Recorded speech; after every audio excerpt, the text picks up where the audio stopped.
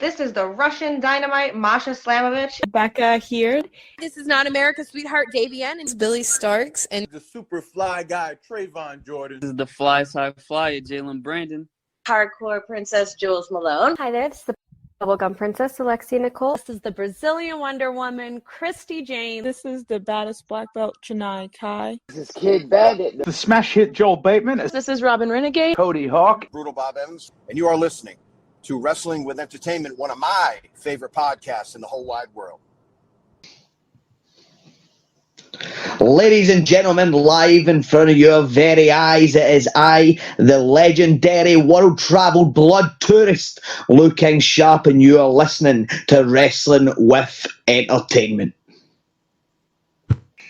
Hello, and welcome to the show with Wrestling with Entertainment, the only audio experience on the web today, the trusted choice for interviewing all your favorite wrestlers every Tuesday and Wednesday on YouTube and Castbox, sponsored by Rogue Energy and Player One Coffee.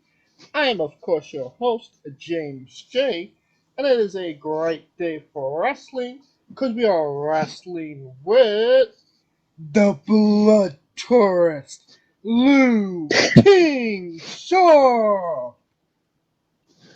Thank you very much for having me on the show. I'm looking forward to getting down to it. Absolutely. And where is the Blood Tourist touring now? So I'm doing my usual. I'm travelling across the UK and across Europe. You can see me in Malmo, Sweden on October 7th for the Svensk Wrestling Sid, and you can see Copenhagen Championship Wrestling's final Scottish date of the year. That's CCW Grunge live in Loch Winnock on October 14th. So that's my next two big dates that are coming up after this episode. You'll be able to catch me October 7th in Malmo, Sweden, and October 14th in Loch Winnock, Scotland. Alright, and where can we find all things Luke King Shop on social media and more? So on Facebook, it's just facebook.com/LukeKingSharp. Also search LKS Dojo and Copenhagen Championship Wrestling as well to stay up to date with my other ventures. On Instagram and Twitter, it's at LukeKingSharp UK. And over on YouTube, you can see loads of free wrestling matches featuring myself from all around the world. And that is Luke King Sharp TV. Merchandise? So I don't have much in terms of merchandise online at the moment, but I do have a pro wrestling tee store which is selling. I think there's 4 good designs on there, and they're available all year round. So that's prowrestlingtees.com, and just search for Luke King Sharp. All right, and you don't even have to go looking for it. All of the links to all his social media and merchandise will be in the description of the video below, both on YouTube and Castbox. Alright, let's get into it. You're the Blood Tourist, and you've traveled many of different countries. You recently wrestled in Spain for the first time, correct? That's correct, yeah. What was that experience like? So Spain was one of the most fun wrestling trips that I've ever been on. Definitely, Zaragoza was absolutely beautiful. But I would say, in terms of like the locals and stuff, it was probably the place I've been where they've spoke the least English. Everywhere else that I've travelled in Europe, people have been pretty strong with their English, but it was a bit different in Zaragoza. So that was a bit of a learning curve. So hopefully learn a wee bit of Spanish if I'm gonna be going to Zaragoza on the regular. But I'm looking forward to becoming part of the Spanish scene. I always like to try and get in and be part of like sort of new growing professional wrestling scenes. I like to, I like to be there and be part of the boom and be part of the growth. So I'm going to Spain again before the year's out. I'm not able to announce just where yet, but I'm going to be travelling back to Spain before the end of the year. So as I say, I'm really looking forward to being part of the Spanish scene, and especially with the fact that I'm going over for a different promotion now. I'm going to get to see a bit more of that scene, and I will of course be returning for AWZ in 2024 for Zaragoza as well. What was the style of wrestling like there? Because it's not exactly, is it luchador, or was it what was the style in Spain? So that was something that I was really keen to find out myself. I've always kind of took an interest in foreign wrestling, and how they do things. So yeah, I was asking myself the same question, like, are they going to have a more kind of European influence, obviously based on the geography of it? Are they going to be more influenced by guys from France and Germany, or is there going to be this kind of heavy lucha libre influence? And honestly, I think the answer is a bit of a mix. So obviously, you got promotions like Lucha Libre Barcelona, and obviously it's in the name. They're very heavily Lucha Libre based. But AWZ that I was working for recent, there was a lot of foreign talent on that show. I believe Big CA was the only Spanish wrestler on the card. So that was a bit of a blend, a bit more of your kind of standard like indie show kind of style that you would see across Europe. But there is definitely certain promotions where Lucha Libre is the sort of main style. But even at AWZ, it still said Lucha Libre on the poster, which was a first for me. So I really enjoyed seeing that. I've always been a big Lucha Libre fan myself. Now, whenever you go to a different country, the best way to learn about the culture is obviously through the food. What was you eating in Spain? So in Spain, I wish that we were eating better in Spain. We were eating vending machine burgers and pizzas from a wall. So there was a lot of vending machine food in Spain, and the takeout food wasn't the best. So that's definitely something that I'm gonna need to experience more when I go back to Spain as the food, and try and get a better experience than what I got last time. I mean, you're in a fantastic country. You're eating vending machine food. Really? Yeah. So that's the wrestling life, really. When the show's finished and there's not much left open, your choices are slim. I know. Fair enough. Now you did mention you like to be at the start of these newer companies in these countries that aren't necessarily known for their pro wrestling. One of them being CCW in Sweden. As you mentioned, you're going back. You were one of the first imports to Stockholm, correct? So it's Malmo is the main promotion that I work for. That's Fensk Wrestling Sid. I would say in recent times, like after their kind of rebranding, there was new management and stuff came in, and I would say since then I've been certainly one of the most heavily featured sort of imports on their shows. But there has been a pretty heavy British sort of influence since. They've been bringing in guys like Dan Evans, Joseph Connors as well. But yeah, I certainly was one of the first ones.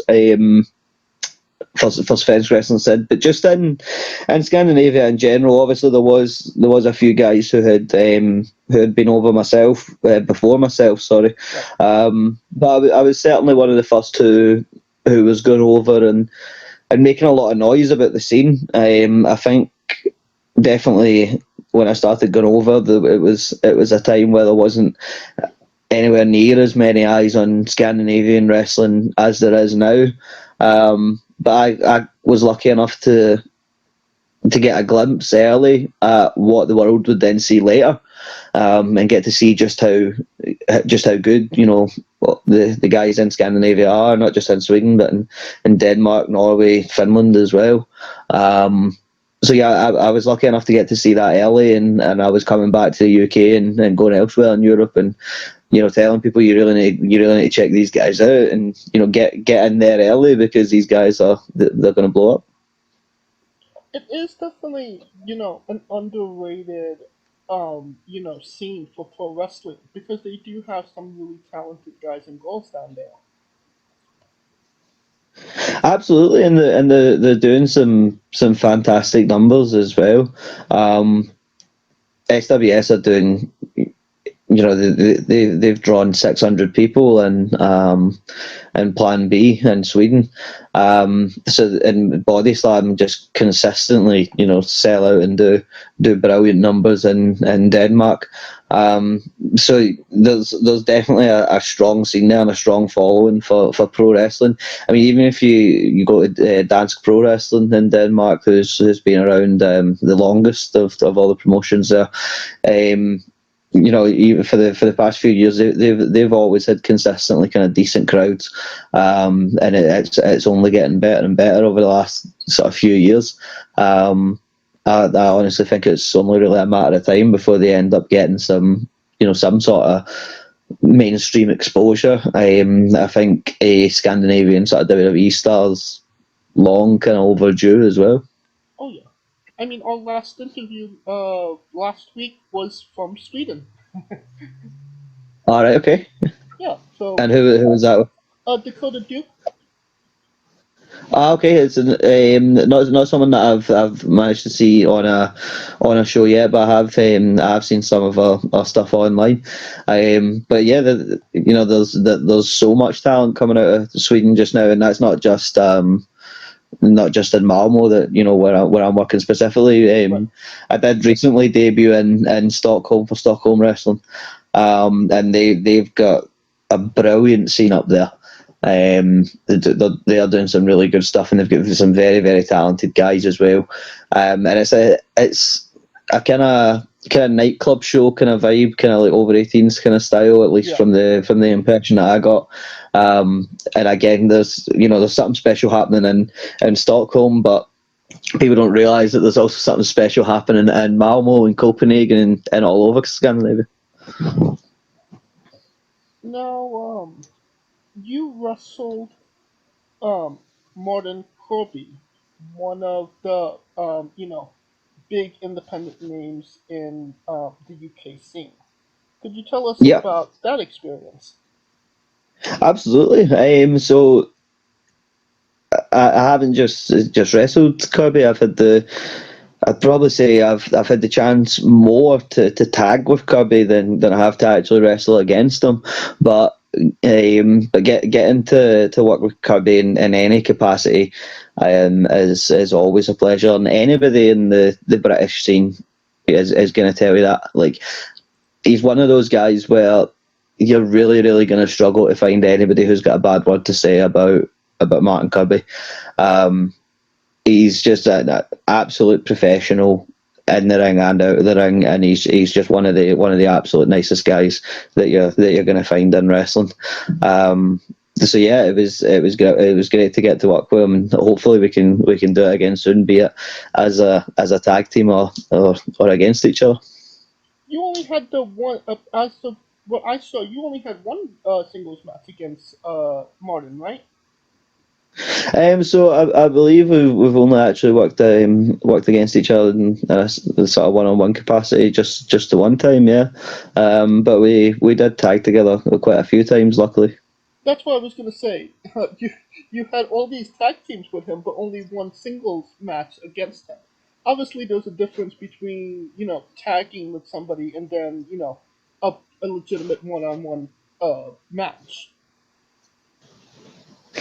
So yeah, I mean, from a learning standpoint, I think I've been lucky that I've been able to do both.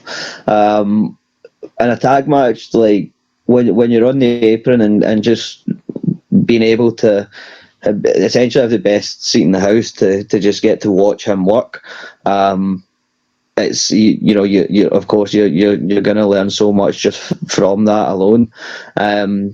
But then obviously being able to get in there and get physical with him, you're learning a whole other capacity. So as I said, luckily I've been able to do both, and I would love to do either or again.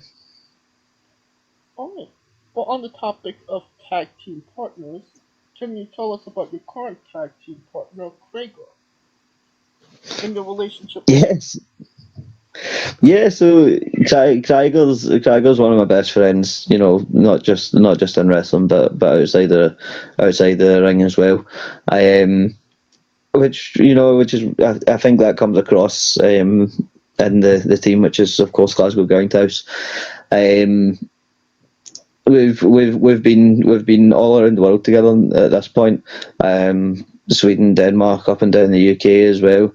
Then we've been doing it for years. There was only a few years of my career when I was just getting started where me and Kreiger weren't a team. We were tagged up sort of very early on in both of our careers.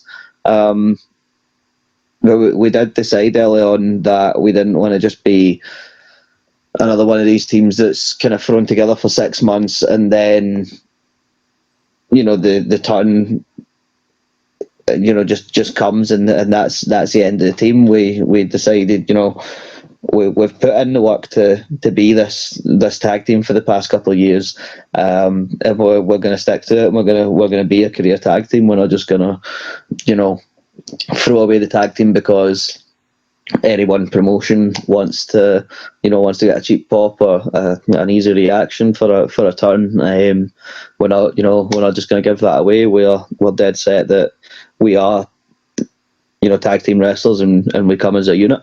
So yeah, it's just a case now of taking that unit as far as we can and trying to cover as much ground as possible. This year was a first in Sweden together. Obviously I'd wrestled there in singles matches for a few years now, but it was a first time for Glasgow Grindhouse, and we got a great reaction both from fans and management. So definitely hoping to be doing more of that.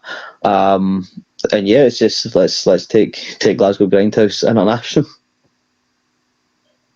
Now, what's a pet peeve about him that you just don't understand? I wouldn't say I've got any pet peeves now, but one that he certainly knows, which is an old one, is when we first started tagging together. He used to wear these ugly ass scabby knee pads, and he used to wear them so he'd wear his tights and then he would wear these scabby ass knee pads over the top of his tights. And yeah, I remember saying to him one night, I was like, man, you need to sort that out. And yeah, eventually he started putting the tights over the knee pads, hiding them a bit. But yeah, that used to annoy me. I was like, man, they just look horrid. Now, the official name of the tag team is Glasgow Grindhouse, correct? That's right. Because you've had quite a few tag team names, no? So it took us the longest time to really figure out a tag team name. So we'd various different names from trios, groups and factions and other things that we were in. Right. But as a tag team, we were always just kind of either known by whatever the stable name was at the time or just by Looking Sharp and Kreiger.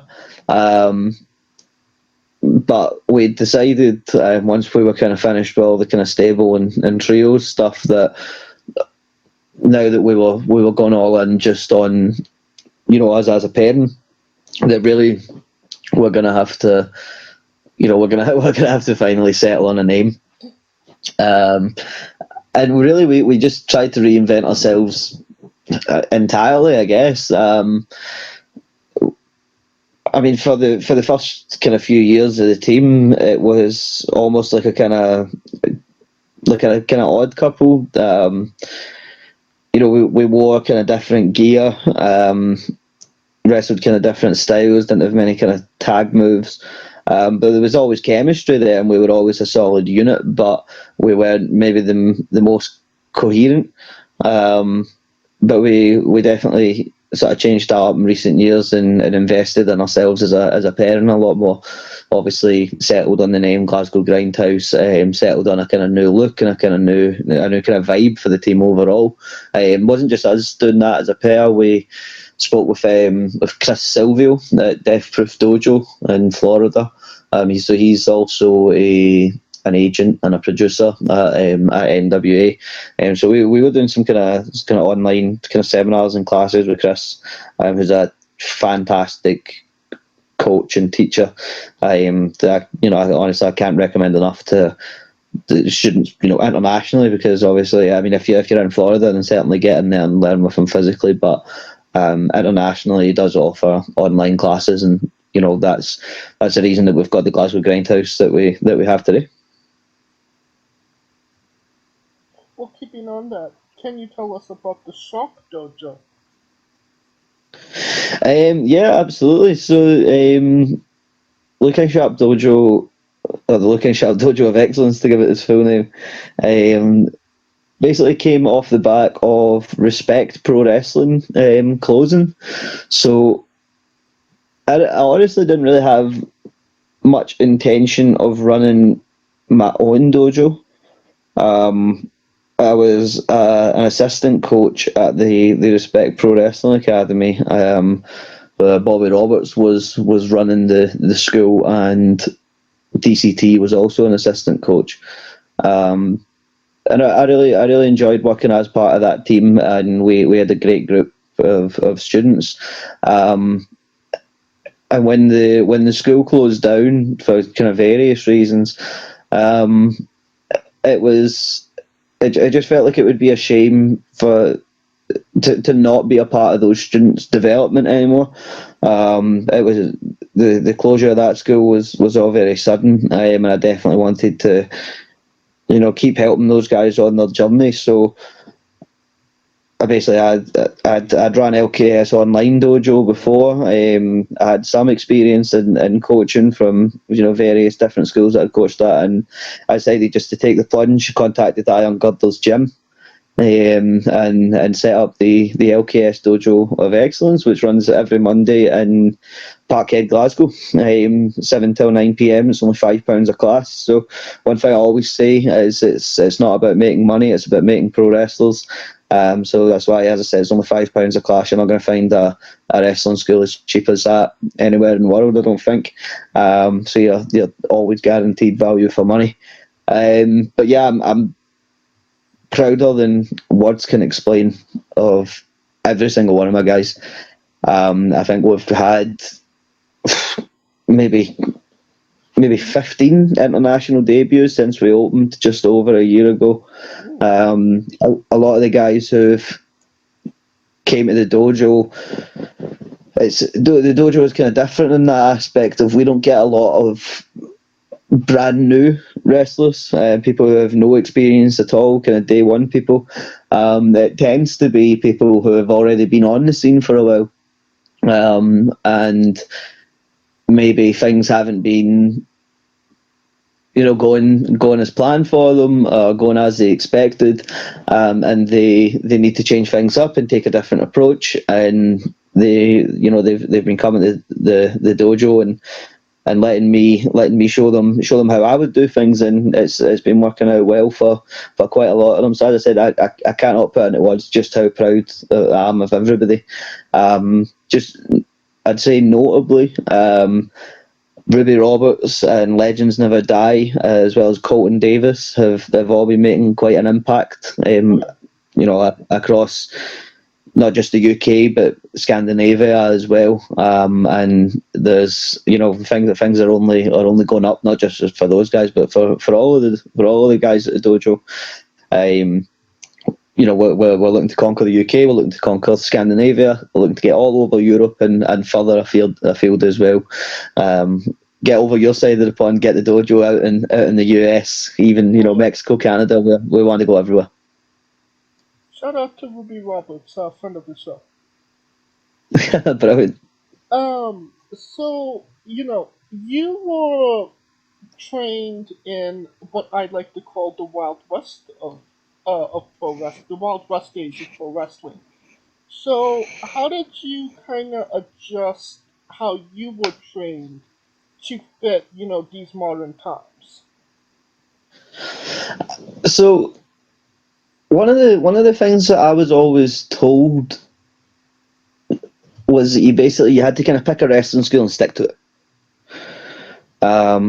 Or at least on this scene, that's kind of how things worked for the longest time. Was you pick a wrestling school, and it's the biggest sin you can commit is to go and train at a different wrestling school.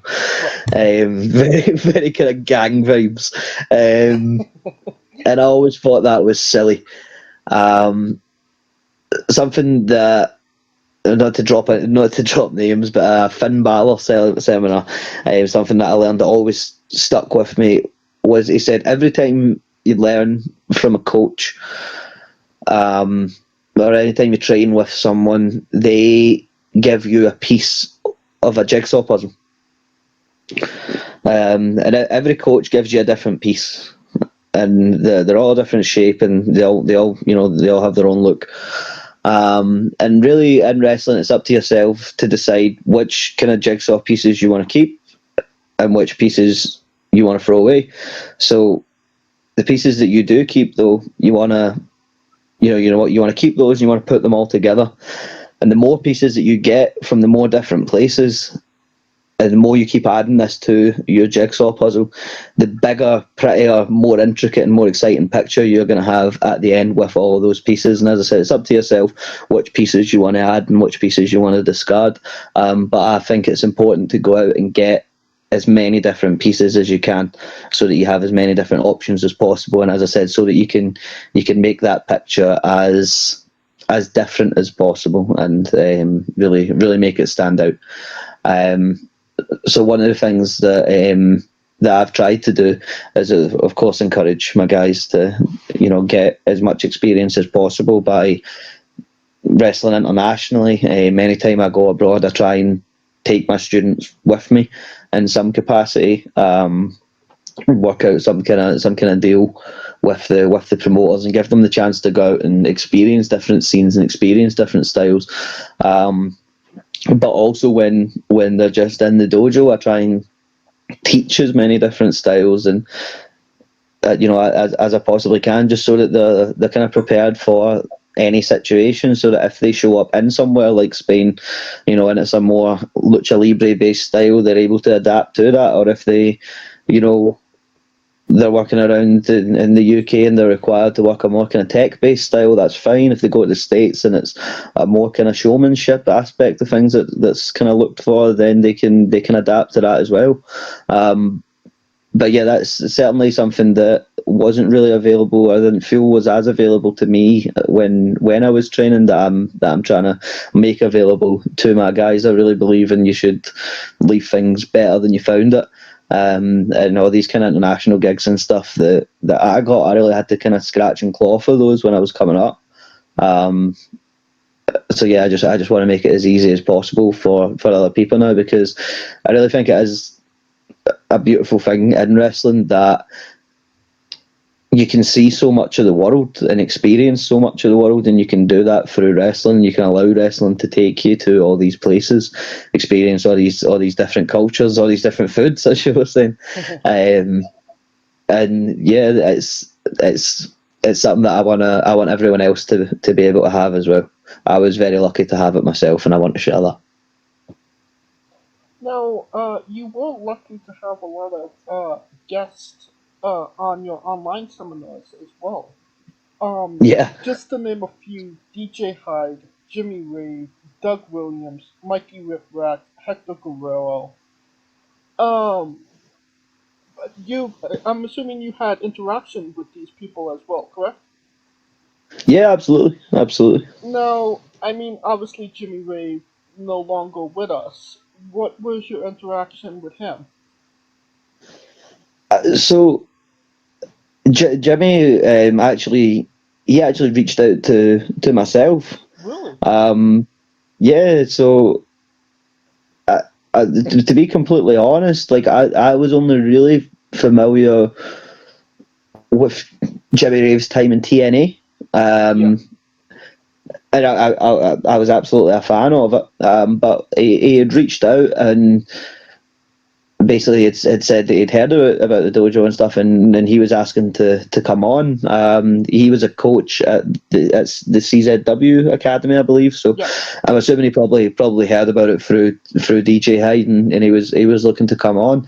And it wasn't actually until then that when I did some sort of further research into him that I realised just how much Jimmy Rave had done, and just how many different people and people that are considered really kind of influential wrestlers in this kind of modern era of wrestling, how many of them that he worked with as they were kind of coming up and establishing this kind of style that people are so in love with now.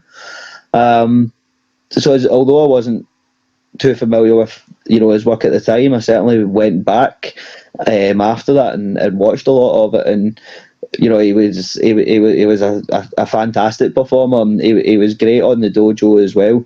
It was good to get his perspective on things. It was just obviously such a shame that it was so soon before. Obviously he tragically passed, but obviously we were blessed that we did get to do that class with him at all. We were obviously one of the kind of final groups that were lucky enough to be able to learn from him. So it was definitely great to be given the chance to have that experience. All right. Now, can you tell us about your altercation with AJ Styles? Yeah. So the segment itself was basically I would come out dressed as Rey Mysterio. And AJ Styles was saying, you're not the real Rey Mysterio, but if you were, this is what I'd do. And he basically kicked my ass, and Rey Mysterio made the save. And as a 17-year-old kid at the time, that was mind blowing. But the real story isn't what happened in the ring. The real story was beforehand. So the promoter had said to me, he was like, I want you to look like, tacky, like this kind of really fake Rey Mysterio. So I had a pair of like old washed out like Nike joggies, Nike tracksuit bottoms, and I duct taped 619 down the side of them. I made this really crappy, like, because at the time he was wearing like the kind of the vest on top of the baggies. So I made this really crappy crown for the vest. And one of the, like the masks that they sell at indie shows, like the ones that come from Mexico, they're really thin, kind of crappy stereo masks. So I'm wearing one of those, and I show up to the venue, and I put on the outfit and showed the promoter and whatever else, and Rey Mysterio arrives at the venue. So I go up, not knowing that the promoters told him nothing about this. So I walk up to shake his hand and say, "Oh, hi, how you doing? I'm Chris. We're working together tonight." And he's looking at this guy standing in a pair of Nike joggies with duct tape up the side of him and a fake Rey Mysterio mask, telling him that we're going to be working together tonight. So he definitely wasn't pleased. And then after that, basically the promoter wanted them to hype a match against each other at the end of the tour, which I believe was going to be in Sheffield. But they were wanting to promote this in Newcastle. Newcastle and Sheffield are hours from each other. So they were arguing and saying that, they didn't want to hype a match that the Newcastle crowd wasn't going to see, because they felt like it was kind of anticlimactic for them, and they were gearing them up for something that really they weren't going to get, which is an absolutely valid point. But they made me come with them to tell the promoter this. So the whole time that they're having this screaming match with the promoter, I'm just left standing there in my fake Rey Mysterio mask. And then, which was followed by the most awkward elevator ride you could ever imagine. You have Rey Mysterio on one side of you, AJ Styles on one side of you. You know, that weird elevator music. Yeah, it was not ideal. And I remember the shouting that AJ Styles was shouting at the promoter. He's like, "You got over 50 years of experience here," and I'm thinking to myself at 17 at the time, I'm like, I got like 2.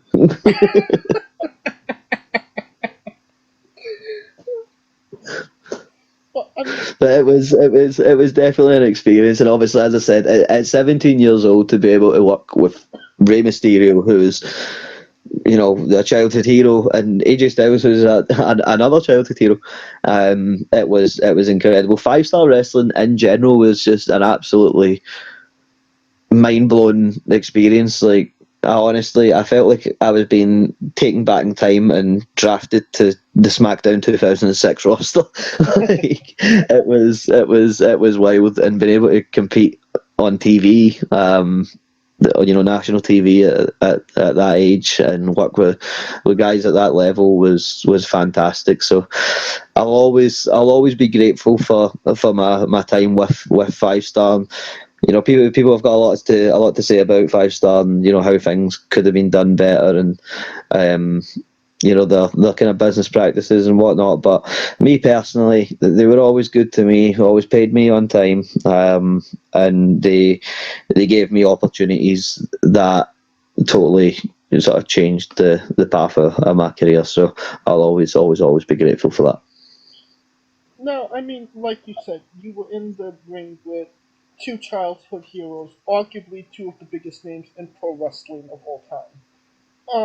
That moment being in the ring with them, is that something you take in at that moment, or like afterwards you're like, wow, I did that? So being in the ring with AJ Styles was definitely an afterwards thing, and that wasn't. That definitely wasn't the intention. Like I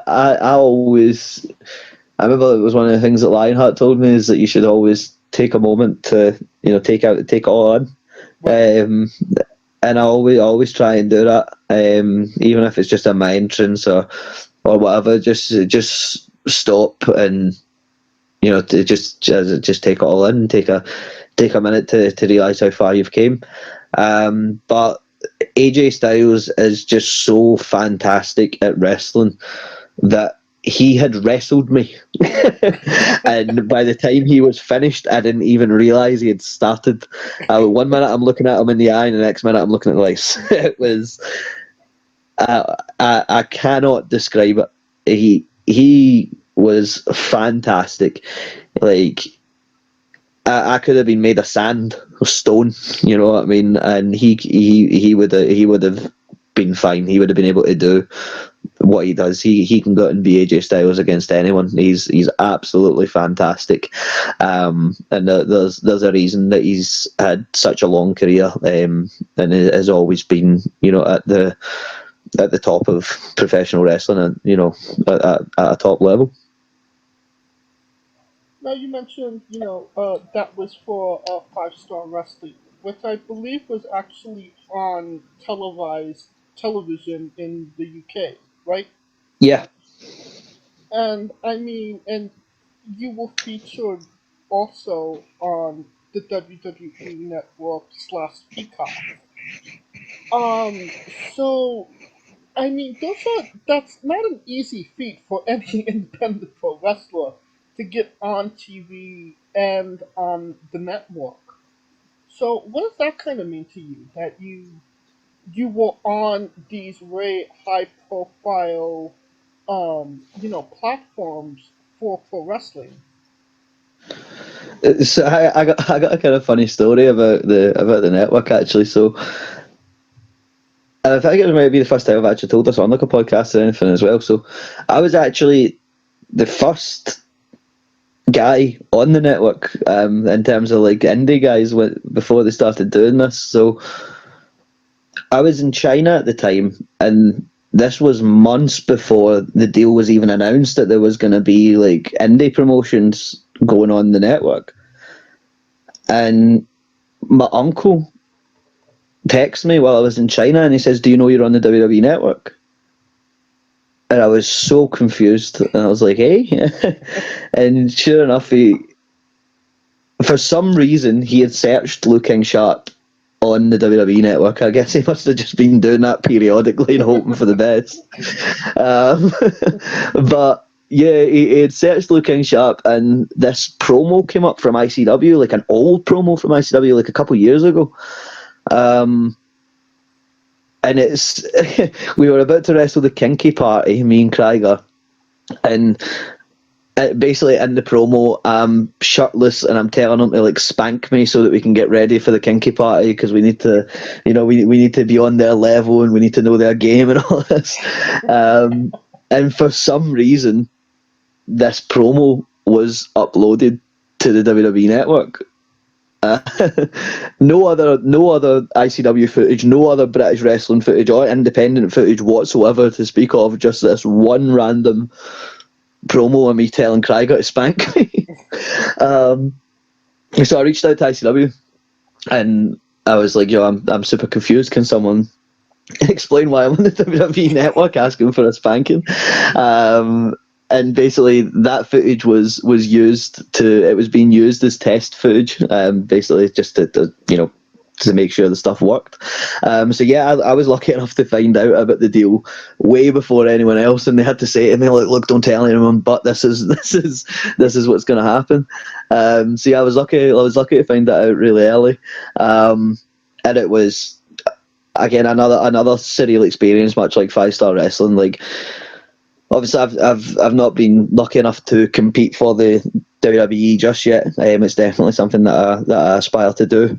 But being able to be featured on their network in any capacity is the dream for any professional wrestler. Being able to work with WWE in any capacity, it's the biggest show in town. It's been the biggest show in town for 50 plus years, and just getting to. It's a bit of confirmation for you as a wrestler, when a company the size of WWE is willing to put your matches, put their name against your performances. It feels good as a wrestler for such a big company to think enough of you for you to be in that position. So I'm definitely thankful that I was able to do that. And just one of the small things that I think in wrestling you need to appreciate the small things. It always blew my mind that when we were on WWE Network, but later when we went on to Peacock, I used to say this to my ma all the time. I was like, I'm on the same network as Brooklyn Nine-Nine. It was just this kind of wild feeling that someone and we still don't have Peacock in the UK, but it was wild to think that the streaming service that people would be using to watch something like Brooklyn Nine-Nine, that they could also be watching ICW, or be watching Scottish professional wrestling. So that was a surreal experience. Obviously I've already spoke about 5-star, and for the reasons that I mentioned, that will always mean a lot to me. But I've always kind of chased television exposure.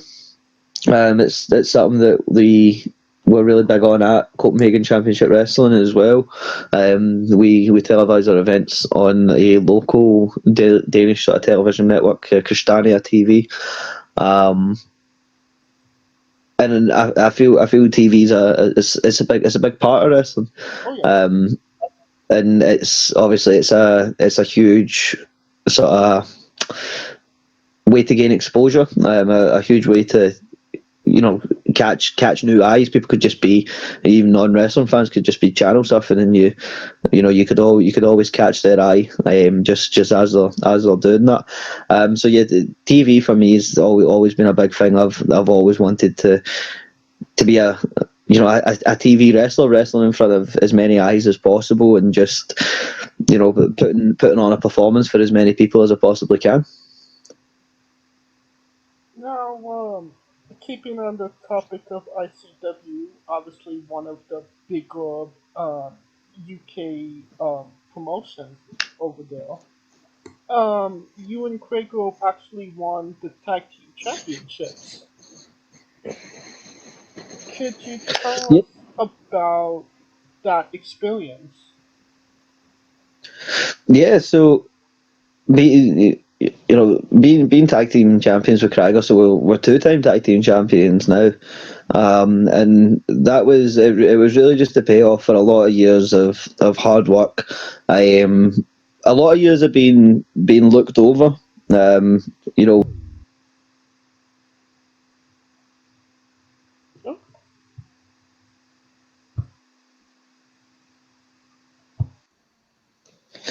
Yeah, so I was just saying this. So it was really special to me on a lot of different levels.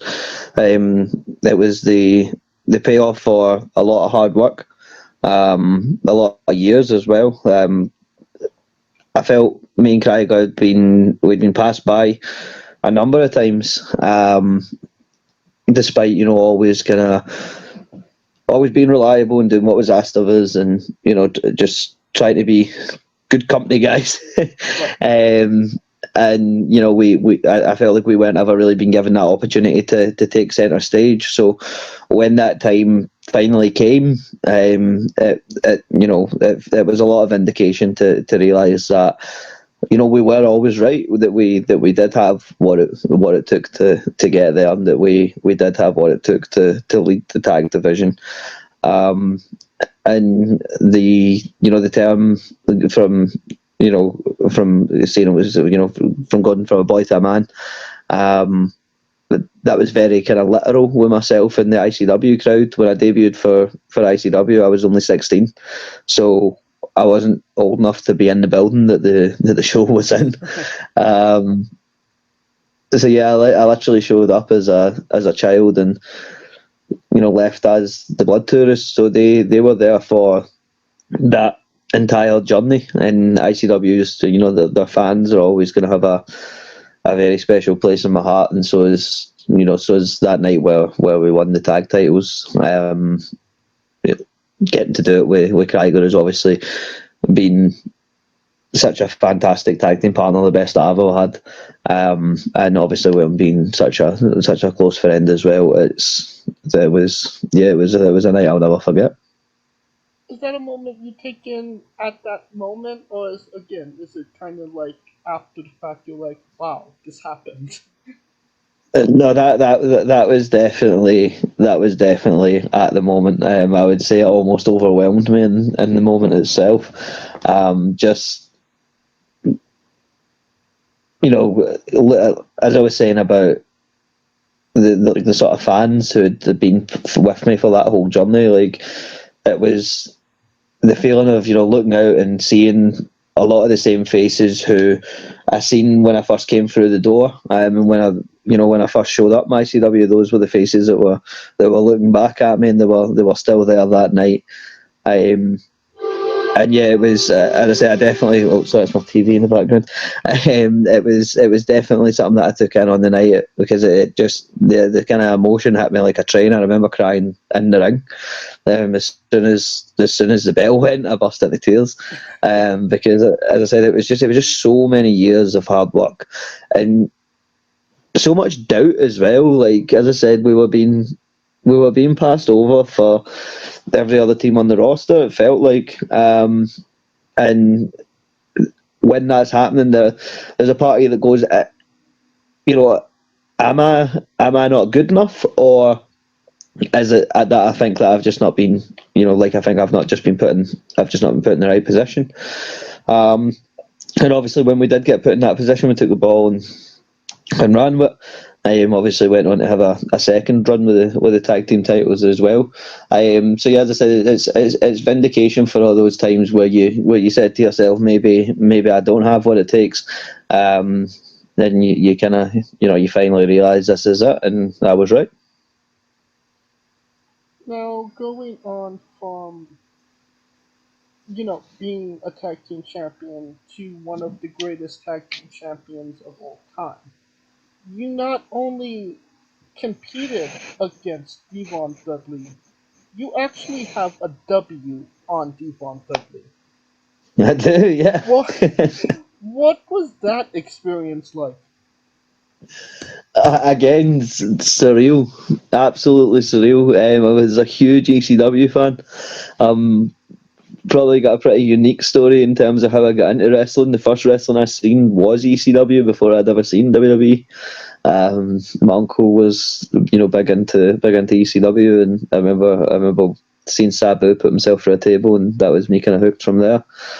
Then obviously a huge part of ECW was the Dudley Boys. Now, as much as I was nowhere near old enough to be watching the Dudley Boys in ECW at the age that I was watching it, it was definitely something that I was hooked on, something that caught me. I was always a huge fan of the Dudley Boys. So getting to work with D-Von was absolutely surreal.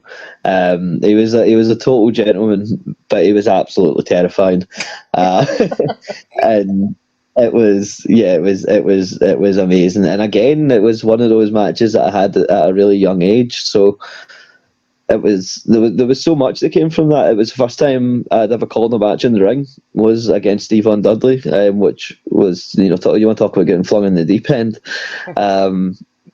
That was an experience in itself, and D-Von was, as I said, he was terrifying.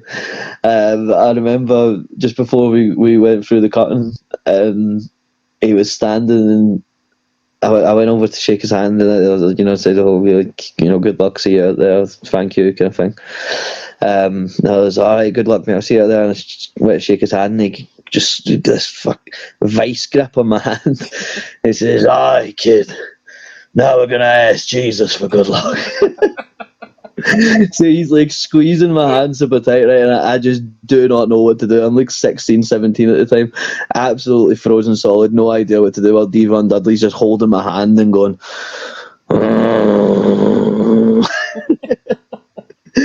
so I have no idea what to do, and then he lets go of my hand and he goes, "How do you feel?" And I'm like, "Oh, great," and ran through the curtain. Absolutely terrified.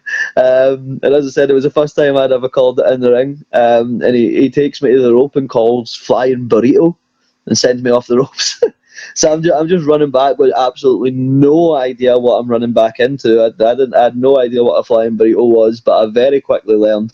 It definitely wasn't flying because he stood exactly where he was. He didn't leave his feet and just nailed me with the biggest forearm I think I've ever felt in my life.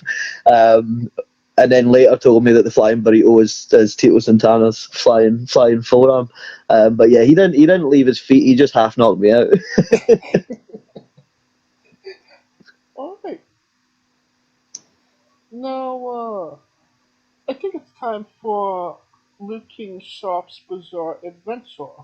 You're a pro wrestler that goes up and down the roads, and weird, crazy, and bizarre things are bound to happen. Can you tell us a road story that fits that description? Yeah, absolutely. I got a lot of strange stories, and I would say a lot of them came from my time in Chaina. So Chaina was a mental experience the entire time that we were out there.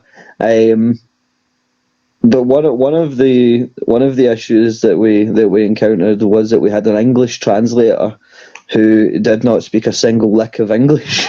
What's the point of that? Yeah, so we showed up in China with an English translator who spoke only Chinese, but he would say "Nino, Nino," and he would dance. So later on, a couple of weeks later, this led to I'd planned on proposing to my fiance as soon as she arrived in China. So I had this big plan that as soon as she came through the gate, I was going to be I was going to be on one knee in a 3-piece suit, and I was going to be there waiting for us to kind of start our new life in China. So we got there, and I'm sitting there. I got the ring and I got the suit, and it's absolutely scorching. The sun is beaming down, and I'm wearing this 3-piece suit, so I'm pissing sweat. And every single person that was on the flight comes through the gate, but there's no Roshin, my fiance.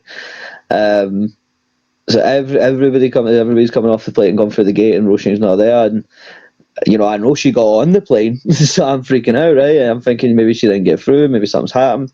So I'm trying to contact her, but we're in China, so there's no Facebook. That's right. She doesn't have an internet connection, or like a kind of not an internet connection. So she doesn't have like cell phone reception. So there's no way to text her. So I'm trying to email her and hoping that she's going to get it on the other side, and just hoping for the best. The only thing that I can do to get any sort of information on where my fiance is to speak to my English translator who speaks no English. So yeah, it basically ended up in me doing laps of Shanghai airport in a 3-piece suit, running around looking for her. Eventually, I found her, and I ran to her, we had a big hug, I gave her a kiss, and I asked her to marry me. And in true China style, one of the airport workers went, "Oh, friends." So that was Roshin's first experience to China. So she got it pretty mental, and China itself was just wild. One of the other funny things that happened over there was one of my friends, Damon Devine, who is an American independent wrestler. He was living with us, and he showed up to China with only American dollars and was absolutely affronted that they wouldn't accept him. He did not understand why the Chinese didn't accept cold hard dollars. So yeah, China was pretty mental. In fact, I got one more on that. So for anyone who remembers when AEW was first kind of coming about, and they had the partnership with OWE, they did a big press conference, and they got Dragon Fu, who's the OWE owner, on. And he went on and he spoke super broken English. So he's on stage and he goes, "China, America, together," and I guess this big reaction, right? But that's like the only English that he speaks. So when I show up in China, me and Rob, we're both thinking that this guy doesn't speak any English. So we go out to the theme park, where we get taken out to a theme park, and then afterwards they say, "Oh, we're going to take you to Dragon Fu's restaurant. You're going to meet Dragon Fu." So we go in, we're eating, Dragon Fu shows up, and we sort of give him, it's customary in China when you're doing business to give a gift. So we present him with a gift that we had brought, and we're speaking like super slow and super clear. We're saying, "Thank you very much for bringing us to China. We really appreciate it." And he turns around and responds in like the most Californian, like American accent, and was like, "Hey, no problem, guys. Hope you enjoyed the theme park." And I'm like, "Hold on a minute." Where did this like super American accent come from? And I said to him, I was like, I don't mean to be rude, but we watched you on AEW, and we thought you didn't speak any English. And he says, yeah. So I was really, really nervous, and I forgot. He forgot how to speak English. Wow. Yeah. But I could go on for days. When wrestling introduces you to some really, really strange places, strange people, and when you mix it all up together, you end up in a lot of really just strange situations. And I wouldn't change any of it for the world. Absolutely, and you are 100% right about that. But I mean, obviously the most logical thing to ask you now about China is, what was you eating in China? Oh man, I got so fat in China. So I thought I was going to do well in terms of eating. I was like, I eat a lot of Chinese food. Our Chinese food, or at least British Chinese food. Now, I eat American Chinese food as well. It's pretty much the same. Like, our Chinese food and their Chinese food is completely different. It's completely different. There was so much like seafood and a lot of that kind of stuff, and I'm really not big on seafood. And there's so much stuff that's alive as well.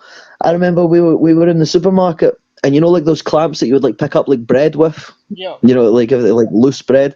So they got these like fish tanks with live fish, and people would be walking around with a shopping trolley, and they put in the cereal, they put in the pasta, then they take the clamps, they take out a live fish. They don't put it in a bag or you kill it or nothing. Live fish, and they just dump it in the trolley and it flaps around, and it's just normal. There's so much stuff that's like still alive. I remember that day when we were in the restaurant when we met Dragon Fu, one of the Chinese guys came over and he was like, for you, and it's this kind of hot pot restaurant, and he just dumped this like live crab in the pot. And I'm freaking out. I'm like, I don't want that crab. Take it out. So they pulled this crab out of the pot, and you can see it's like it was dying. It's just been flung into a boiling hot pot of water, and I was like, oh god, no! Just put it back in. I was so torn on the fate of this poor crab. Yeah. So eventually, I just, man. It was rough. We tried to play it safe on the first night, and we went to KFC. Now I don't know how true this is, but I'm just going on the information I was told. So obviously the food standards are a lot different, and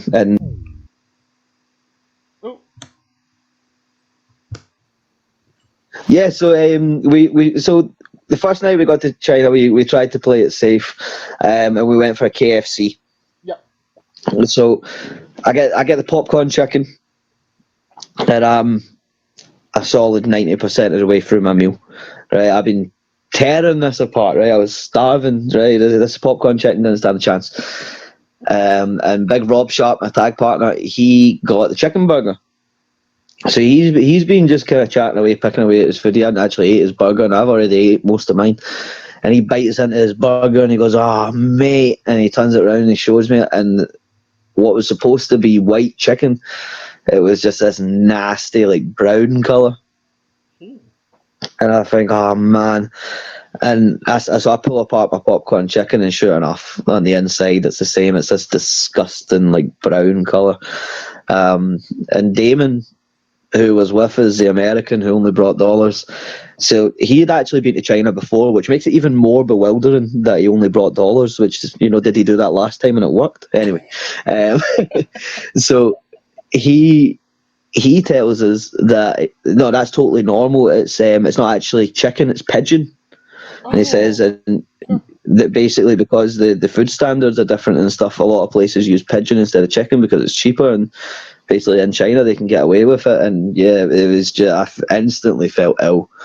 And we kind of realised that like a couple of places where we were going and ordering chicken, like kind of even like fast food places, like American companies, or Western companies at least, like we weren't getting chicken.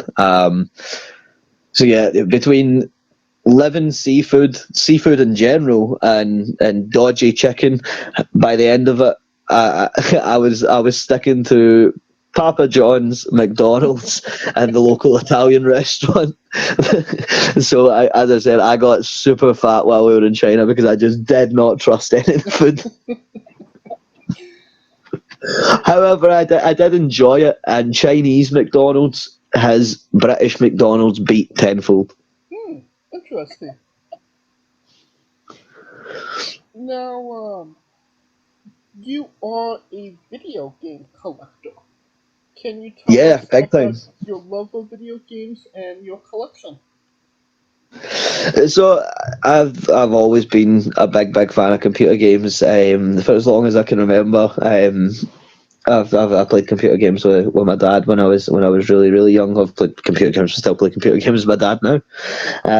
But yeah, I can always remember like gaming being kind of part of my life and stuff.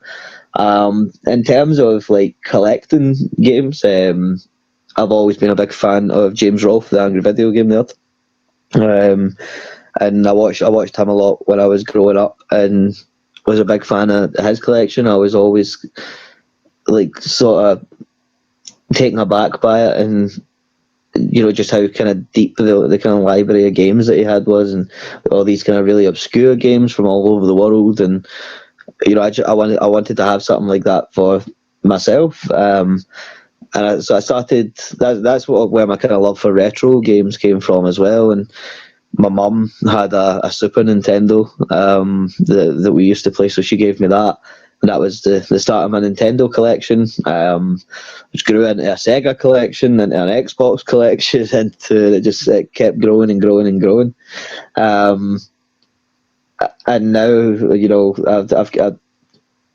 I've completed the sort of all the Nintendo kind of handhelds and main consoles. Same for Sega, Xbox, and Sony as well. I've got some kind of obscure ones like your CDI and 3DO, Atari Jaguar, that kind of stuff.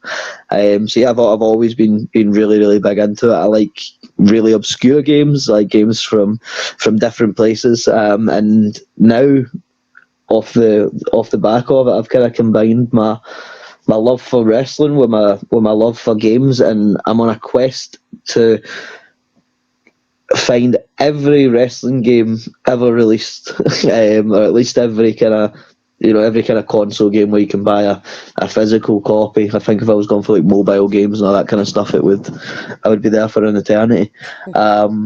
But yeah, that's my mission right now is collecting every kind of wrestling video game, and that's been a lot of fun. We missed out on so much, like in terms of like the games that were released in Japan, the kind of King of Colosseum games, the Japanese kind of PS2 wrestling library is amazing.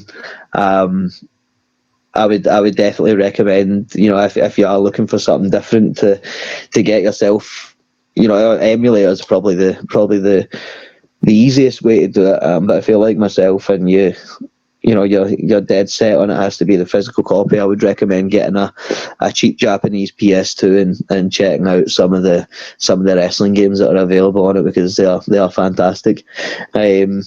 But yeah, collecting wrestling games has been my big thing just now, and I feel every single time I think that I've only got one more to go, I find another 10. Every console seems to have hundreds of wrestling games on it, and some of them are absolute trash. But that's kind of part of the fun, and I think it's almost part of the charm.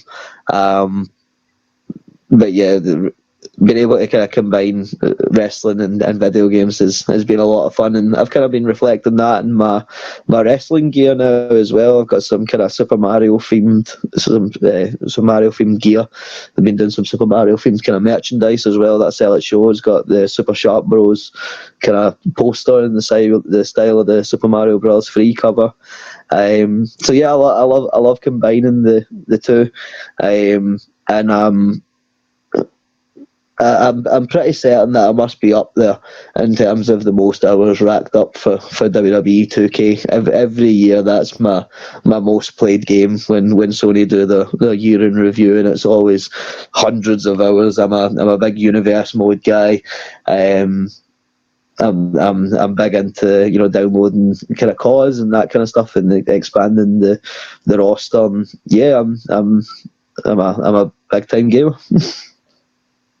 Now, what is you said like you're collecting all the video game, all the wrestling games, I should say. How many do you currently have, and do you know how many more there is to go? So I don't honestly know how many I have in total. I've certainly collected all your kind of main ones. So in terms of what I'd say, there's got to be at most like maybe 5 or 6 left that I don't have, and they tend to be. Sorry? That you know of. Yeah, that I'm aware of. I'm sure I'll say this and I'll go and find another 10 tonight when I look. But they tend to be like the kind of really expensive ones. There's a few kind of Japanese ones, and I think there's a couple of American ones as well that were only released in the US that go for like several $100s, and I've not made a commitment quite as big as that yet. The names escape me now, but I know there's one that the kind of lowest that you'll find it for online is like $800. Wow. That was one on the Super Nintendo. But the names escaping me just now. But I've collected all of the WWE games, WCW games, ECW games. Same with New Japan. That was really how I was able to kind of find all of the games, as I was going through like kind of each kind of major promotion and seeing which. If they have released the game, and how many that they've brought out. But I've got some from some kind of more obscure, not obscure, but promotions that you might not have expected to have games. I've got a Pro Wrestling Noah game on my Wonder Swan, which is a Japanese handheld console. I got some All Japan games for the Game Boy, and yes, it's some of the collection is pretty obscure, but I've had a great time adding to it. What is the most obscure video game, and it doesn't have to relate to wrestling, but the most obscure game in your collection? I'd say maybe not obscure, and it was maybe not the word I would use for it, but definitely one of my favourite ones in my collection is Hotel Mario for the Philips CDI. So it is the only Mario game that was ever released not on a Nintendo console. Wow. So it came from. That's all good. So I'll just jump back in. So, so the Hotel Mario is probably my kind of favourite obscure one that I've got. As I was saying, that was the only Mario title that was released not on a Nintendo console. So it came on the Philips CDI, which came from basically Philips were looking to do a CD add-on for the Super Nintendo, which never came, never came to light. But they still had the rights to release these kind of Nintendo games, or games with Nintendo characters, which led to a terrible Mario game and 2 terrible Zelda games. And the Zelda games go for insane money. I was lucky enough to find the Mario one relatively cheap. But yeah, there's a wee bit of video game history for you there as well, and that's actually the sort of what I was saying about the CD add-on. That actually is how we ended up with the PlayStation as well. So they tried to partner up with Sony first, then switched to Philips, then went with neither, and we ended up with the PlayStation. Now, what is your most prized video game in your collection? That's a hard one. I'm gonna say Castlevania 4. for the Super Nintendo. It's not like overly expensive or overly obscure, but it's just such a good game. And it was the first like retro game that I really set out to find and add to my collection. I'd kind of watched people playing it online and stuff, and heard people talking about how good it was and how innovative it was at the time and that kind of stuff. And I said I really wanted to play it for myself, wanted to add it to my collection, and I was lucky enough to get a copy of it and be able to kind of play it in its original format on the cartridge. And that's where I fell in love with the Castlevania series as a whole. And every single time I go back to do some retro gaming, I'll always stick in some Castlevania 4.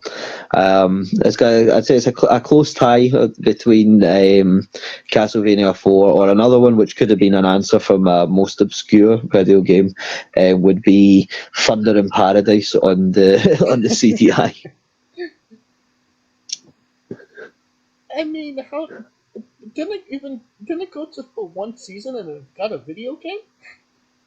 Yeah, which is pretty mad, and the game itself isn't the best, but it's just cool to see. I don't know how familiar you are with the CDI, but that's when they just kind of brought in like the whole full motion video and all that kind of stuff to games, and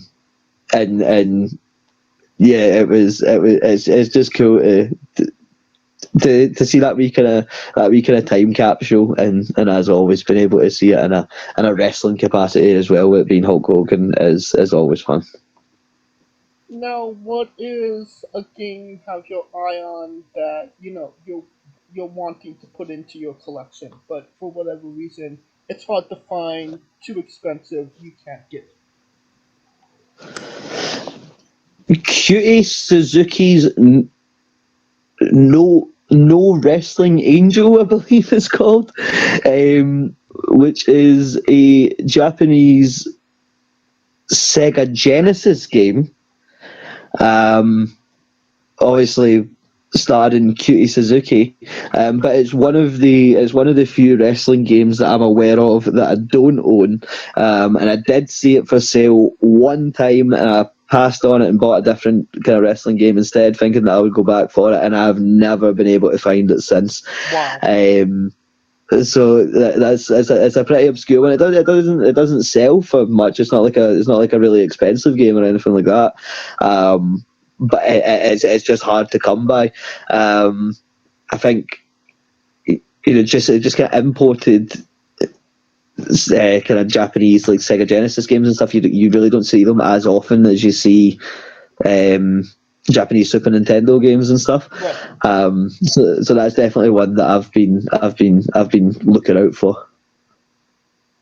Well, there is one video game that is one of one that you currently possess, and that is the Liu King Shop video game. That's right. Can you tell us about your very own video game? So that was a wrestler, JD Bravo, who I trained with, who very kindly put that together for me. He just knew that I was obviously a big gamer, and especially with the retro stuff. And he was making some homebrew kind of Game Boy games.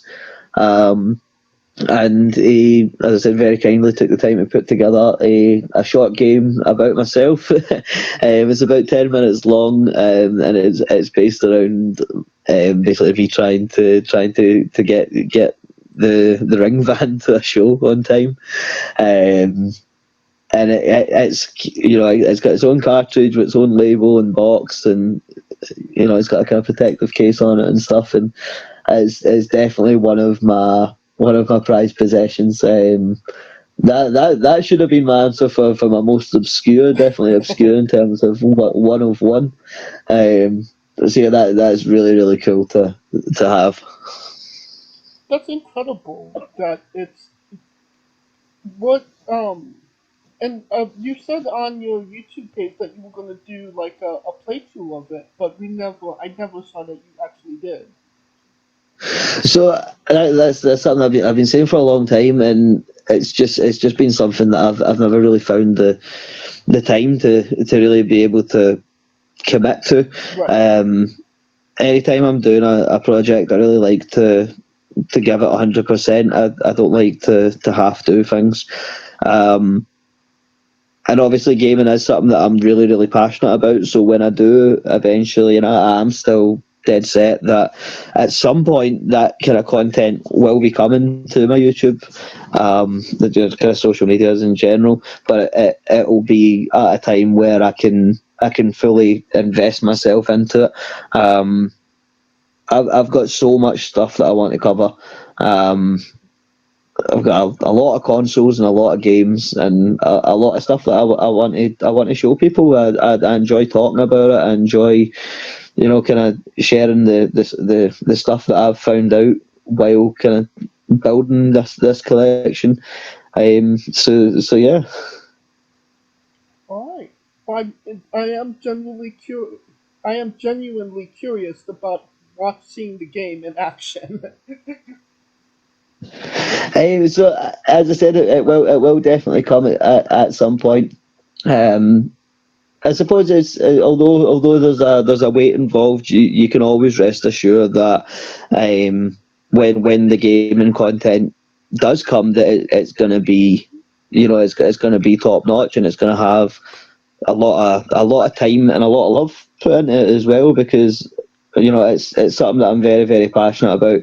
But obviously running a wrestling school and a wrestling promotion and a wrestling governing body and trying to be a wrestler, it takes up a lot of my time, and the time that I have for gaming just now is spent doing exactly that, just getting to play games. But hopefully a time will come in the near future where I can sit down and I can really talk about a lot of these games that I've picked up, especially these wrestling games. Like, I just think it would be so interesting to do a series where I start with the first wrestling game ever released. Wow. And then we go all the way through, and we play each wrestling game all the way up into the kind of modern 2K series and your like AEW Fight Forever. I think that would be really, really cool to see how these games have progressed over the years. And I have a Atari 2600 game with Vern Gagne on the cover. Wow. Yeah. And as far as the game is, it's literally just called Pro Wrestling. And I'm pretty sure that's the first wrestling game that was released.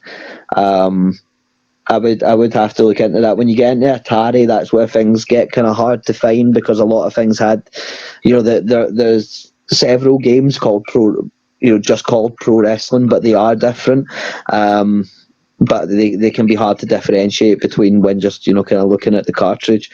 But as far as I'm aware, that one that I own with Vern Gagne on the cover, that's the first wrestling game that was released. So I'd like to start there, go all the way through, Commodore 64, NES, Super Nintendo, all the way up until the PS5 and Xbox Series. All right. Now, can you tell us about trying to get into the AEW Casino Battle Royal, which was an all-women's battle royal back then? Yeah. So basically, we were doing OWE. I totally forgot about that until you mentioned this now. So yeah, we were doing OWE, and in a sense we were involved with an AEW storyline, like very kind of removed. So basically, Seema was supposed to debut with two Chinese guys from OWE, which was then later replaced by the Strong Hearts, T-Hawk and Lindemann. but originally that was supposed to be they're not actually Chinese, they're actually Mongolian.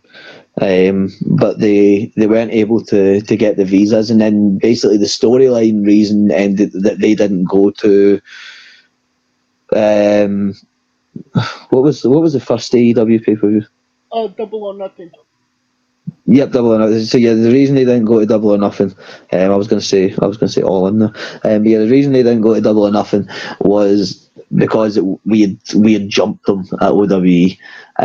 So I'd figured, I was like, right, if we're like vaguely involved in this like storyline, maybe we can wing it and, you know, just use the power of social media and try and get in that battle royal. So I took to Twitter and was, you know, doing my usual, just trying to brass neck it and try to blag a spot in the battle royal, and then Aspen Faith messaged me and was like, "You do realise that this is a women's battle royal?"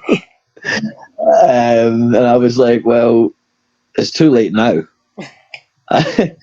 So that's when I started doing the videos where I'm running the international, sleeping and leaping in a pair of high heels and saying that I can do anything that a woman does and all the rest of it. So that was a lot of fun, and partially the result of Chinese cabin fever, but.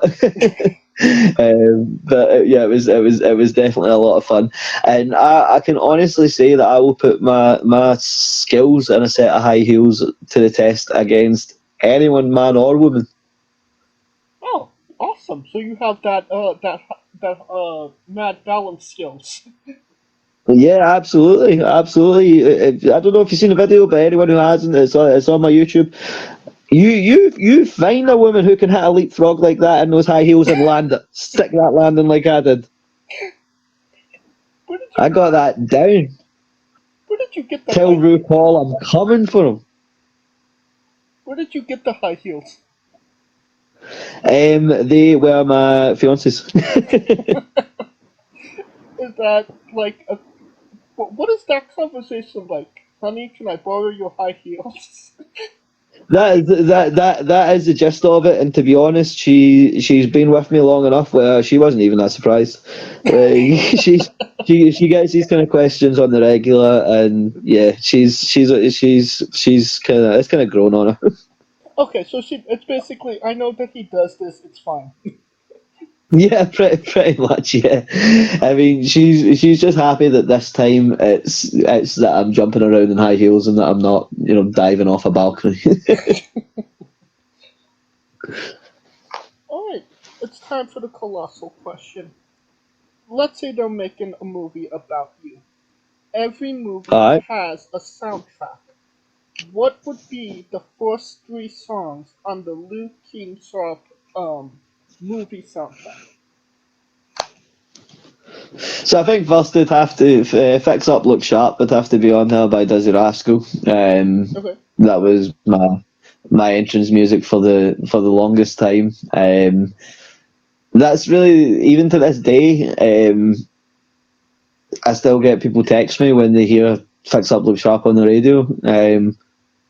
You know, and it kind of reminds them of me. So I'm really glad that I was able to obviously make that connection with people. And I've not entered to that song in years, and obviously people still remember it. So as I said, I'm glad that it made such an impact. So let's say that's the opening song. That's the intro credits.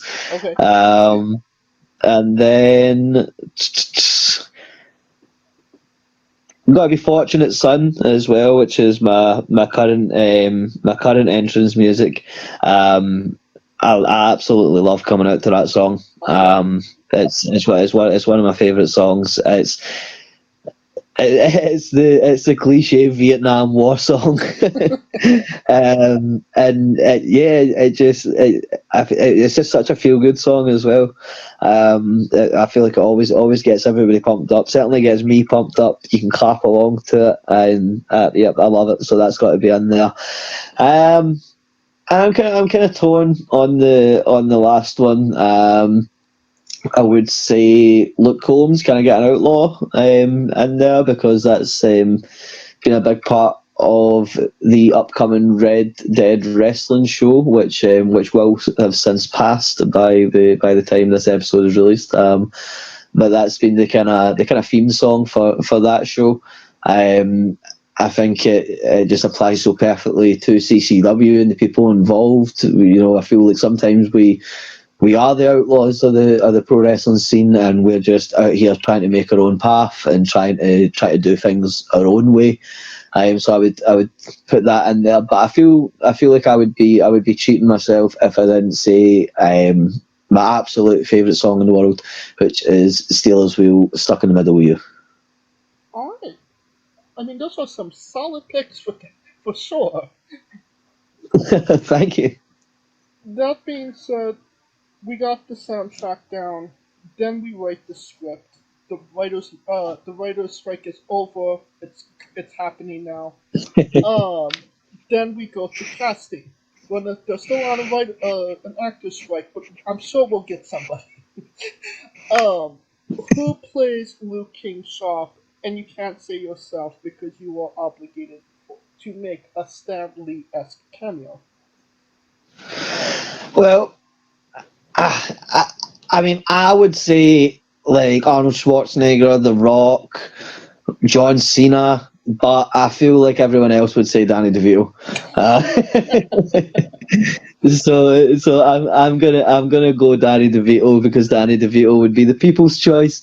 But if it was up to me, I would choose Steve Buscemi because he's my favorite actor. Oh yeah. All right. Now, every movie has a supporting cast. Who would be 3 people in your movie, and who would play them? Oof, right. I would say. Trying to think of some key characters. Right. So somebody's got to play Kreiger. Who can we get playing Kreiger?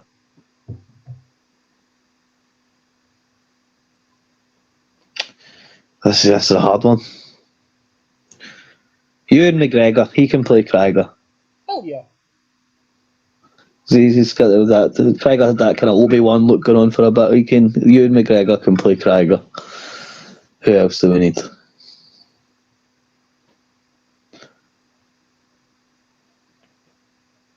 You need 2 more. We can get Ed Sheeran playing Sebastian Day.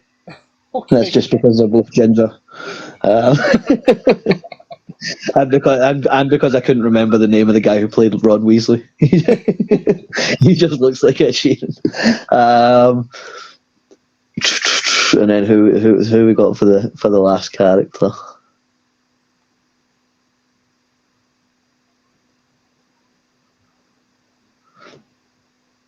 We can have Margot Robbie play Roisin, although she's nowhere near as beautiful. In fact, no, scratch that. We'll throw everybody off and we'll have Samuel L. Jackson play Roisin.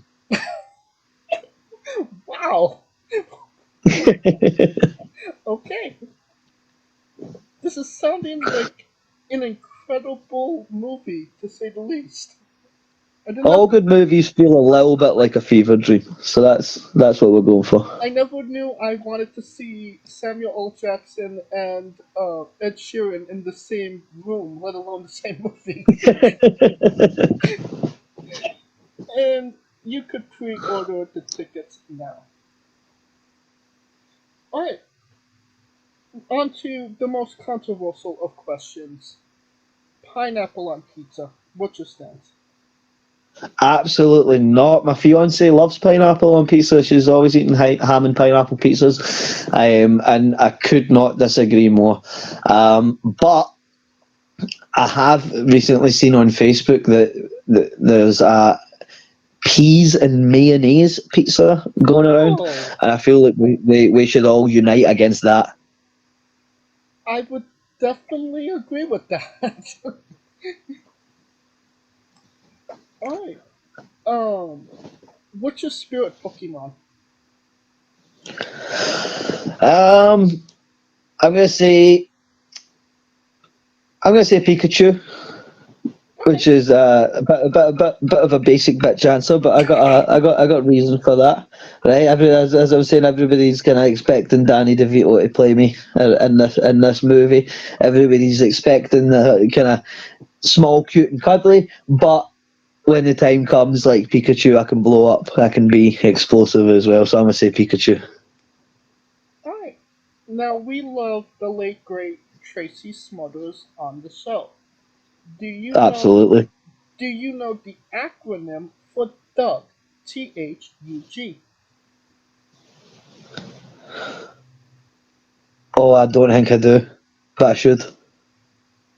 T is for terrible, H is for hell, U is for ugly, and G is for jail, because a Doug can't spell.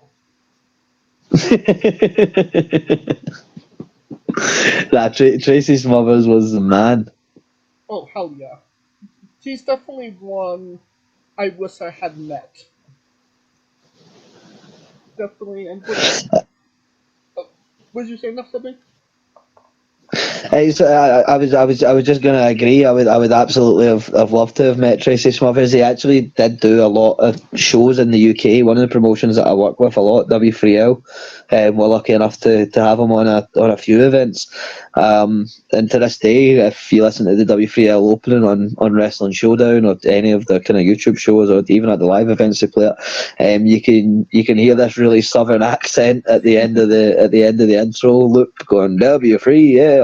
And that's Tracy Smothers from his time in W3L. That's awesome.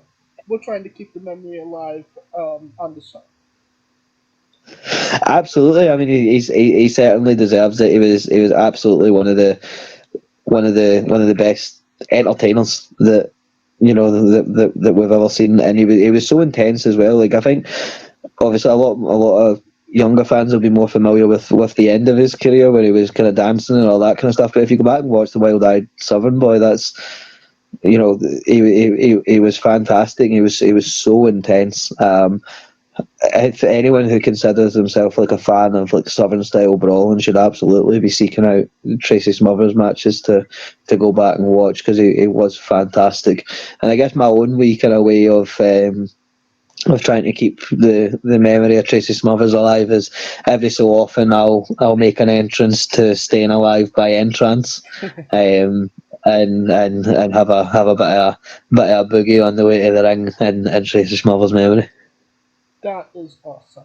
Thank you for doing that. That's my pleasure. We gotta, give these guys their flowers because, we have to keep the memory alive, keep it going. So, future generations know as well. Yeah, absolutely. Like the next generation of wrestling has so much to learn from the guys that paved the road that we're all looking to walk.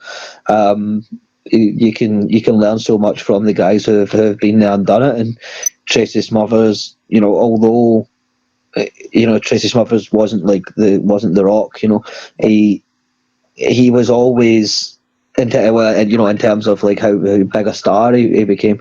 Although he was never the biggest star, he was always working at a high level consistently for a lot of years. Do you know what I mean? He had a career a lot longer than a lot of guys do. So there's definitely something to be learned from that. Go back and as much as it was this wild, intense kind of brawling style, it was a style that he was able to maintain for the entirety of that career. And it was always just, in my opinion, it was always just as good. Now, the weirdest question you'll be asked on a wrestling interview, hopefully. Would you ever consider wrestling a rock? Not Dwayne Johnson, not the country, an actual physical rock. Absolutely, I will wrestle absolutely anyone and anything, man, woman, child, or stone. So yeah, I would take the challenge and see how I get on. I don't know how I would do, but but I would certainly try. I've always wanted to wrestle a bear. I don't think like PETA and stuff would allow that now. But I would love to wrestle a working bear, as Hardcore Hollywood put it. Just like the late great Tracy Smothers. Yeah, exactly. Obviously, yeah, Tracy Smothers, of course, he wrestled bears himself. So it just feels like all the cool wrestlers, all the cool wrestlers wrestled a bear at one point. Well, just for context, there's a wrestler named Psycho Mike that wrestled in actual Rock for over 15 minutes in a Tungsten Man match. That's an Iron Man match that lasts for 2 weeks. And where was this? In Canada. In Canada, I'll check that out. I could send you a link to the match. Yeah, let's do it. Alright. On a more serious note, where do you see yourself in 5 years? So really, I'm just aiming to keep doing what I'm doing. Just hopefully on a bigger stage. Obviously, I would love to work with either the WWE or AEW. Really, I just want to put myself on the biggest stage possible. And honestly, I'm not fussed if that is which side of the fence that is. I just want to be performing at the highest level that I'm able to. Something else that I'm really interested in, as I said, I've always been a big fan of Lucha Libre, and I don't really feel, although there has been British people in wrestling in Mexico in the past, obviously, I don't feel like there's ever really been, well, I suppose Norman Smiley would be the exception, but that was obviously a long time ago. I don't feel like there's ever really been a British person who's really cracked the Mexican scene. And yeah, I'd certainly like to have a go at that. Obviously, now expanded into Spain,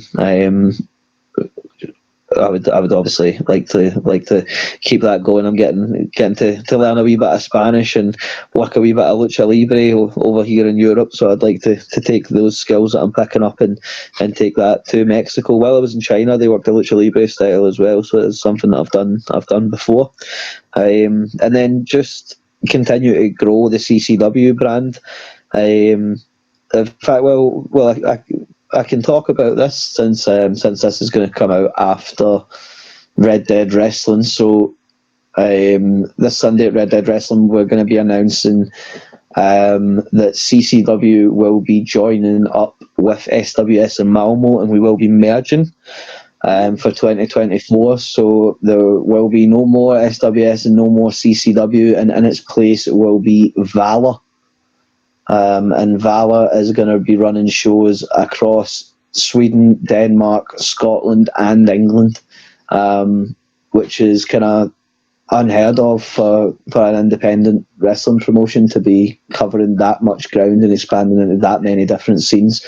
But I really think we've got the right people to make it possible, and I think Valor is going to be one of the most exciting things to happen to the European wrestling scene in a long time. It's going to be a chance for guys in the UK to see stars from mainland Europe and Scandinavia where they've never had the chance to see before. Guys like Nitro Green and Seb Silvers, Alice Inc., people like that who, you know, the Scottish fans are now being exposed to on the CCW shows. Right.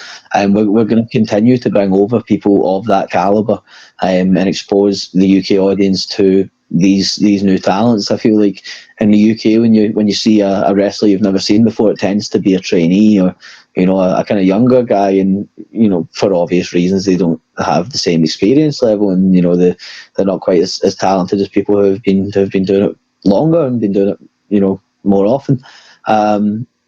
So I really like being able to bring over these guys from Scandinavia, and although it's someone that you've never seen before, someone that you've maybe not heard of, they are wrestling just as good, if not better, than your favourite wrestlers in the UK.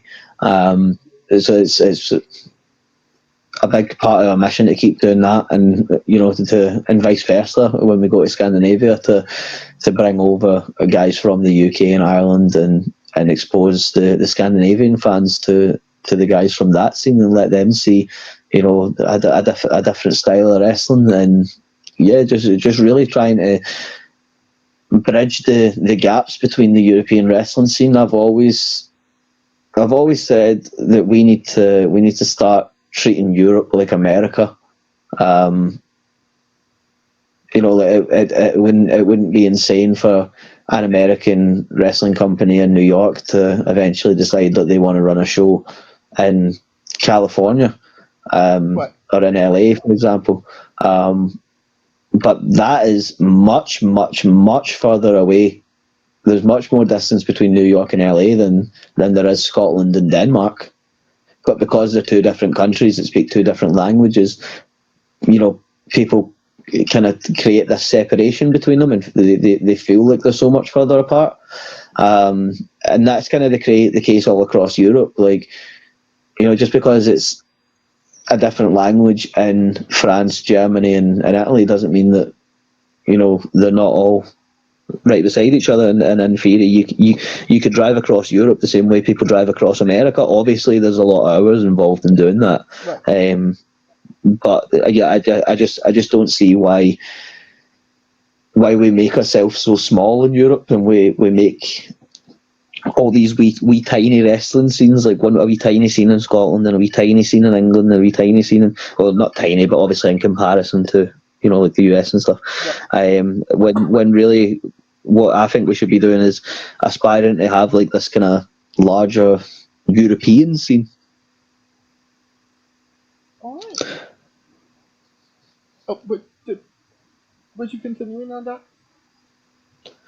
No, so that was sort of finished on that. So okay. As I say, just really looking to take CC Valor, and create this new bigger European scene that I've been mentioning. Obviously, if we don't have it, then we'll be aim to be the ones to create it. Right. I'm sorry. I thought I cut you off. No, not at all. All right, and that's really incredible. And I think we should maybe put a pin in that for maybe a future conversation. Yeah, absolutely. I'd be more than happy to do that. Now, what is a match people should go out of their way to see that best shows off what you are all about?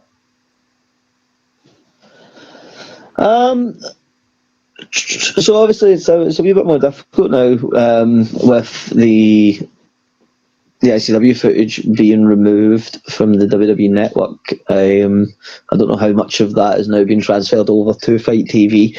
I would definitely recommend checking out myself versus Crowbar in the death match. That was a match that meant a lot to me, and it was the first time that I was really able to go all in on the Blood Tourist stuff. And me and Crowbar had been working together a lot, still do.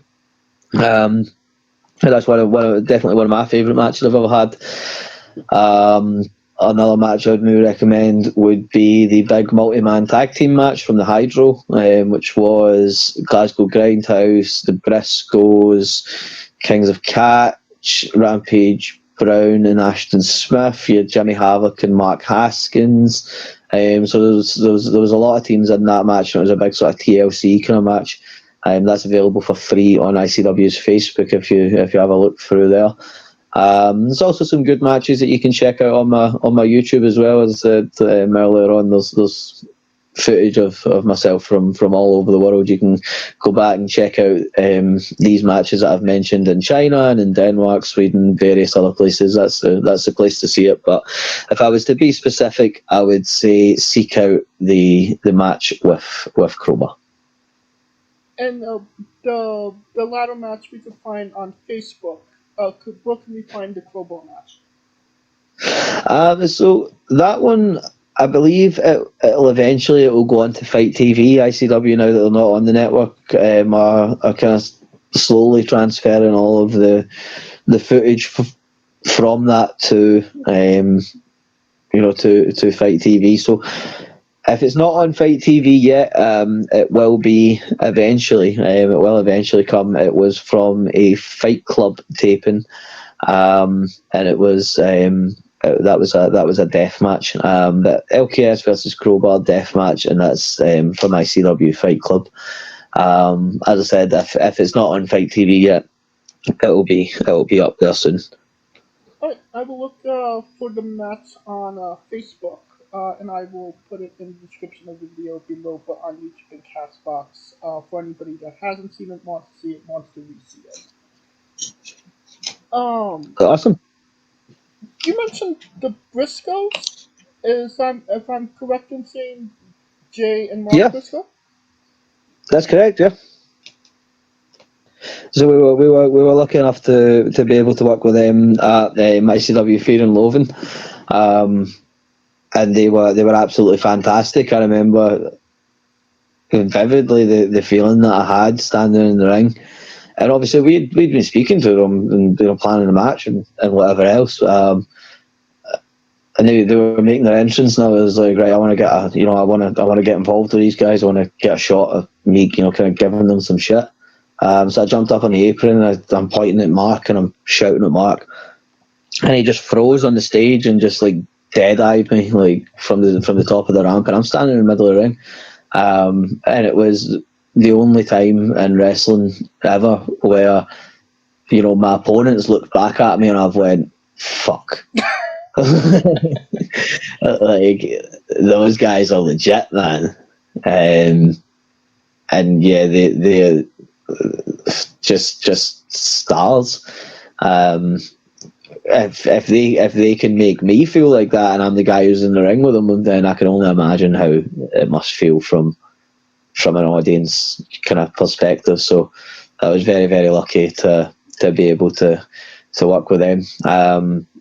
But yeah, that's available on the ICW Facebook page. You will need to sort of search for it, but it is on there.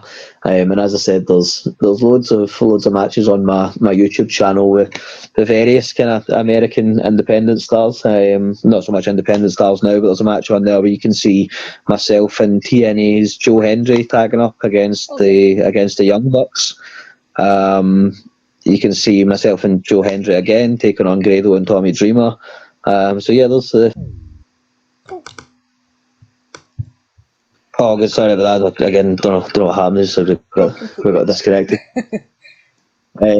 Yeah, as I was saying, there's those matches on there with the Young Bucks, with Tommy Dreamer and various other kind of American independent stars. So if that's your style, if that's your flavour, then LKS TV's where to get it. And his YouTube page will be in the description of the video below, but on YouTube and Castbox as well. There you go. And you can check out all of those matches and more after this interview. And since we are nearing the conclusion of this interview, we are wrestling with the 8 questions of doom. Alright. This is our speed round, our bonus round, the round where we see who you really are. Are you ready? I'm ready. Excluding yourself, greatest wrestler of all time. Ric Flair. Worst wrestler. Shane Gonzalez. You're main eventing WrestleMania for the World Championship. Who is your opponent? Sabu. If you could come out to anyone's entrance music, past or present, who would it be? Jeff Jarrett, Alone with My Baby Tonight. I love that accent. Finish the sentence. Kayfabe is...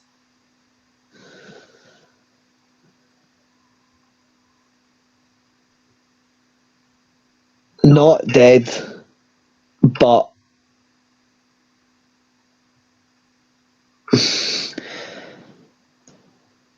not dead, but not the same as it once was. But that doesn't mean that we shouldn't still have respect for it. We would have also accepted taste great on toast. Squash, vegetable or fruit? Vegetable. It is indeed a fruit. What? Yes, it has seeds. Tomato logic. Okay. You are a part of Squash Squad now, and that means a hell of a lot more. New Japan Pro Wrestler Taichi. His ring gear gets smaller every year, revealing more of himself to the world. My question, what is the appropriate Trunks the butt cheek ratio for ring gear? There shouldn't be butt cheeks. if there's butt cheeks, then you've got the ratio wrong already. So full coverage. Yeah, full coverage. Okay. And the last question, the main event, the thing everybody wants to know. Have you ever had a conversation with a stranger in a supermarket about Darby Allin? No. I don't think I've had a conversation in a supermarket with a stranger about wrestling in general. And that is the correct answer. But I would be open to one. And that is the correct answer. And that will conclude this interview. Thank you so much for coming on and doing this with me. No, thank you very much for having me. It's actually been a really good laugh. And as you said, if you wanna put a pin in that Valor conversation, then we can certainly do it again and have a chat about all the exciting stuff coming up there. And I absolutely would. I would definitely love to have you back on and talk that and a lot of the other things that you've done, because we just scratched the surface of all the fantastic things Luke King Shop have done. Yeah, so it's been a pretty wild ride, and as you said, we're just scraping off the top there. I've got plenty more wild stories from Chaina. I was once barred from the country of Nigeria. Yeah, I've got loads of mad stories that I can come back on and tell. Stay tuned for episode 2, Looking Sharper 2. Sounds good. Once again, where can we find all things Luke King Sharp on social media and your merchandise? So it's at Luke King Sharp UK on Twitter or X now and Instagram.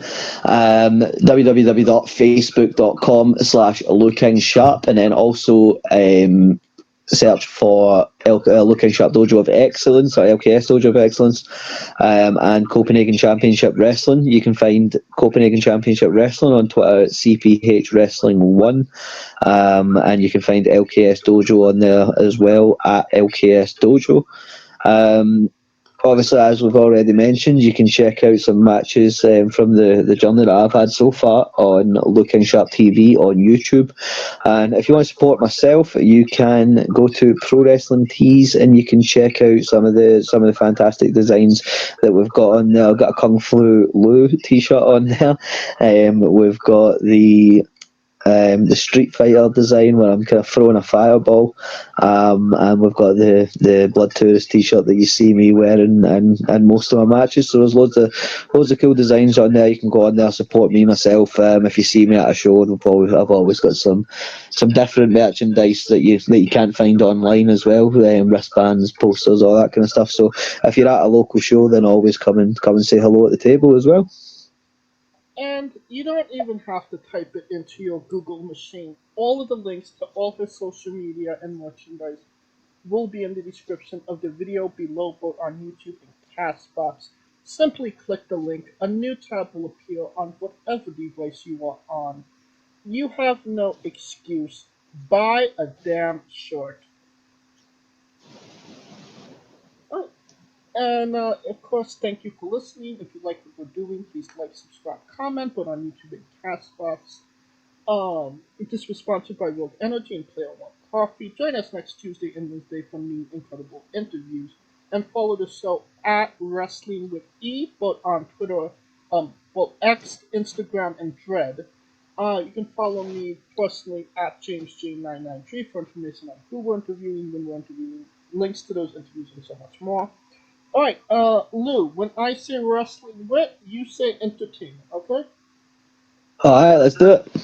For always special guest Luke King Sharp, Kaliko Yacht, Scooter Dust, I'm James J, and this has been Wrestling with Entertainment. Hey folks, this is the Colossal Mike Law, and you are listening to Wrestling with Entertainment.